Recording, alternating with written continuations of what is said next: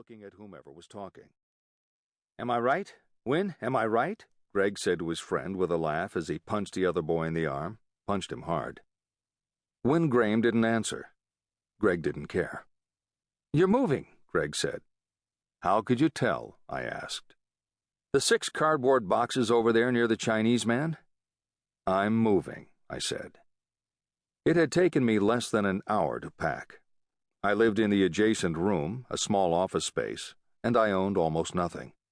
We were sitting in the reception room, which had a desk, 3 chairs, and 4 small paintings on the wall. That was it. My friend Ames McConnohie would be by later to pick up the desk, the boxes, the TV with a built-in video player, and the knee-high bookcase. "They're tearing this building down," said Greg. He grinned. He was easily amused. He punched Win Graham in the arm again. "Why do you keep punching him?" I asked. "We're kidding. He punches me sometimes." Win gave a half-hearted tap to the arm of Greg Ledgerman. "Am I right? They're tearing the building down?" "Yes." "You have another place for your office?" asked Greg.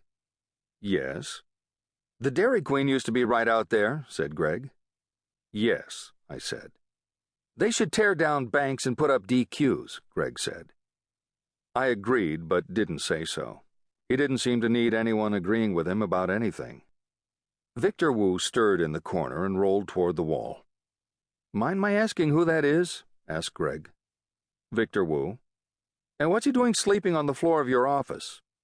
"He walked in one afternoon," I said. "Why?"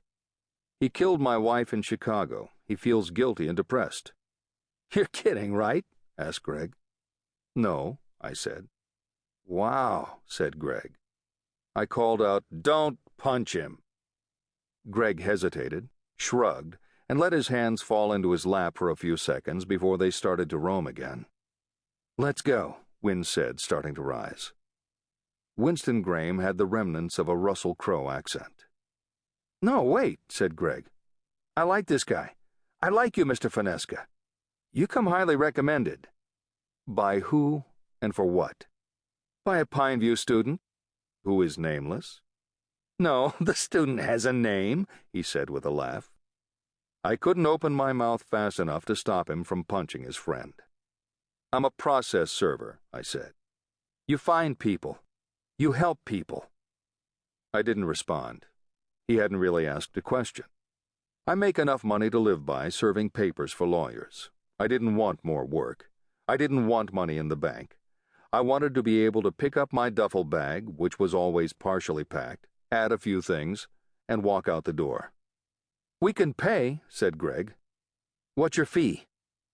Victor got up on his elbows and looked over at us.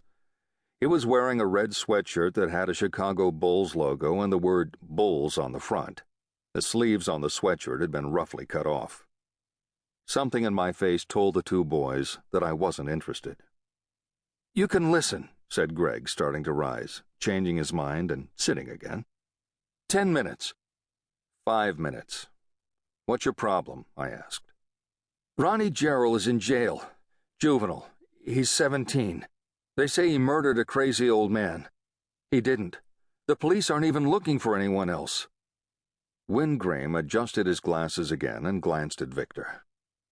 "Okay," said Greg. "We want you to find someone. The person who killed Philip Horvecki." I'd read about the murder of Philip Horvecki in the Herald Tribune a few days before. He'd been beaten to death in his home. Horvecki was one of the Sarasota super-rich. Semi-retired, he had earned his money in land development when the market was hot. He was involved in local politics and had run without success for everything from property appraiser and tax collector to city council, and his causes were many. His latest cause was something called Bright Futures, a program to provide financial aid to high school students going to a Florida college or university. Horvecki wanted the program abolished. He didn't want to pay for people's college education. The argument that the program was paid for by the Florida lottery made no difference to Horvecki. His second most recent and continuing cause involved Pineview School for the Gifted, a public school for high IQ and high achievement students who could test their way in. Pineview was consistently ranked in the top 10 high schools in the United States. That didn't matter to Horvecki.